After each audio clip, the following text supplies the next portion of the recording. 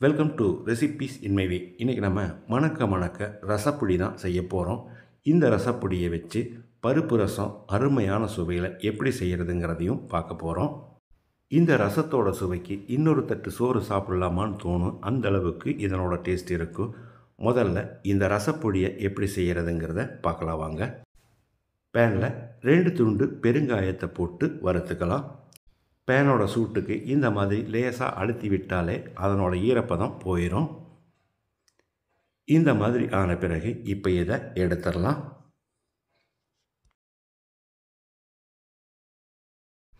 ஒரு 1/4 டீஸ்பூன் அளவுக்கு எண்ணெய் விட்டுக்கலாம். 7 வரமிளகாய், காரம் அதிகமாக வேணும்னா இன்னொன்று கூட சேர்த்துக்கோங்க. கருகாத அளவுக்கு இதை வறுத்துக்கலாம். ஒரு 10-20 செகண்ட் பெரட்டி விட்ட பிறகு இதில் 2 கொத்து கறிவேப்பிலையும் போட்டுக்கலாம். மறுபடியும் ஒரு 10-20 செகண்ட் வறுத்துக்கலாம்.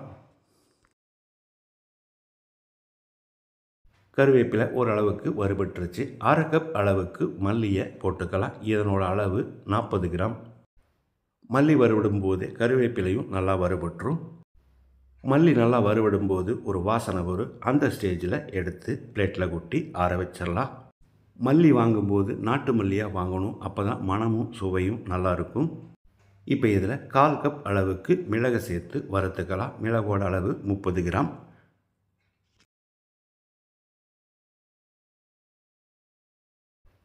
மிளகு நல்லா வறுபட்டுருச்சு. இதையும் எடுத்து பிளேட்டில் கொட்டிடலாம். 1/4 கப் அளவுக்கு சீரகத்தையும் போட்டு வறுத்துக்கலாம். மல்லி 1/2 கப் எடுத்திருக்கோம், மிளகு 1/4 கப் எடுத்திருக்கோம், சீரகம் 1/4 கப் எடுத்திருக்கிறோம். இந்த அளவு போதும். சீரகம் வறுபட்டுருச்சு. இதையும் எடுத்து பிளேட்டில் கொட்டி ஆற வச்சிடலாம். இப்போ இதில் 1 டேபிள் ஸ்பூன் துவரப்பருப்பு, 1 டேபிள் ஸ்பூன் கடலைப்பருப்பு, ஒரு 10-20 செகண்ட் இதை வறுத்துக்கலாம். இப்போ இதில் 1 டீஸ்பூன் வெந்தயம், 1 டீஸ்பூன் கடுகையும் போட்டு மறுபடியும் ஒரு 10-20 செகண்ட் வறுத்துக்கலாம். கடுகு நல்லா பொரியிற வரைக்கும் வறுத்துக்கலாம். கருகாத அளவுக்கு எல்லாத்தையும் வறுத்துட்டோம். இதையும் போட்டு ஆற வச்சிடலாம். கொஞ்சம் கூட சூடு இல்லாத அளவுக்கு ஆறணும். நல்லா ஆறின பிறகு 1 டேபிள் ஸ்பூன் அளவுக்கு மஞ்சள் தூளையும் சேர்த்துக்கலாம். இது வீட்டில் அரைச்ச மஞ்சள் தூள் தான். மிக்ஸி ஜார்லேயே நைஸாக அரைச்சி எடுத்துருக்கேன். நல்லா ஆறின பிறகு பாட்டிலில் போட்டு வச்சுக்கலாம். இந்த ரசப்பொடி 120 கிராம் அளவுக்கு வரும். வாணலியில் 1/2 டேபிள் ஸ்பூன் எண்ணெய் ஊற்றிக்கலாம். 1 டீஸ்பூன் கடுகு,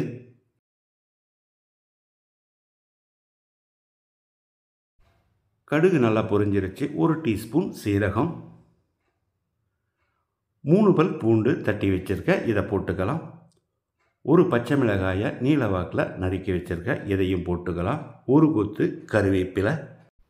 எங்கள் வீட்டில் சின்ன வெங்காயம் ரசத்துக்கு போடுவோம். ஒரு 4-5 சின்ன வெங்காயத்தை நறுக்கி வச்சுருக்கேன். இதை போட்டு ஒரு 10-20 செகண்ட் பிரட்டி விட்டுறலாம்.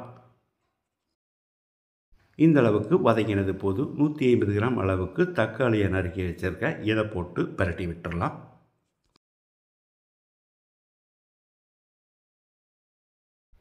இதோட 1/2 டீஸ்பூன் பெருங்காயத்தூள், 2 டீஸ்பூன் உப்பு, 1/2 டீஸ்பூன் மஞ்சள் தூள். தக்காளியை நல்லா மசிகிற அளவுக்கு வதக்கணும்.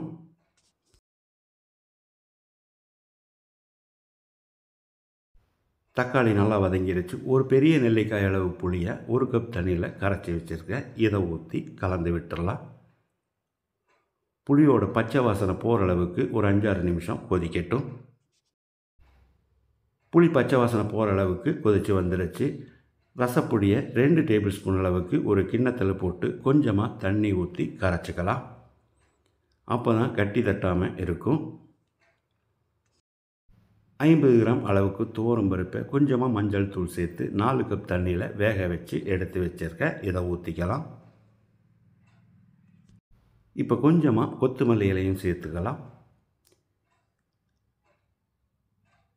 ரசம் கொஞ்சம் திக்காக இருக்கிறதால இன்னொரு 1/2 கப் அளவுக்கு தண்ணி ஊற்றி கலந்து விட்டுறலாம்.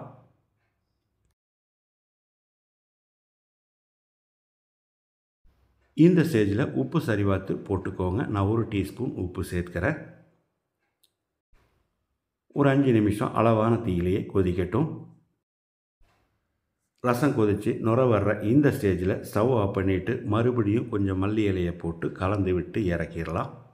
மணக்க மணக்க நான் செஞ்சுருக்கிற ரசப்பொடியையும் அருமையான சுவையில் செஞ்சுருக்கிற இந்த ரசத்தையும் இதே மாதிரி இதே அளவுகளோடு நீங்கள் செய்து பாருங்கள். இந்த வீடியோ பிடிச்சிருந்தால் லைக் பண்ணுங்கள், கமெண்ட் பண்ணுங்கள், ஷேர் பண்ணுங்கள். சப்ஸ்கிரைப் பண்ணாதவங்க சப்ஸ்கிரைப் பண்ணுங்கள். மறக்காமல் பெல் பட்டனை கிளிக் பண்ணுங்கள்.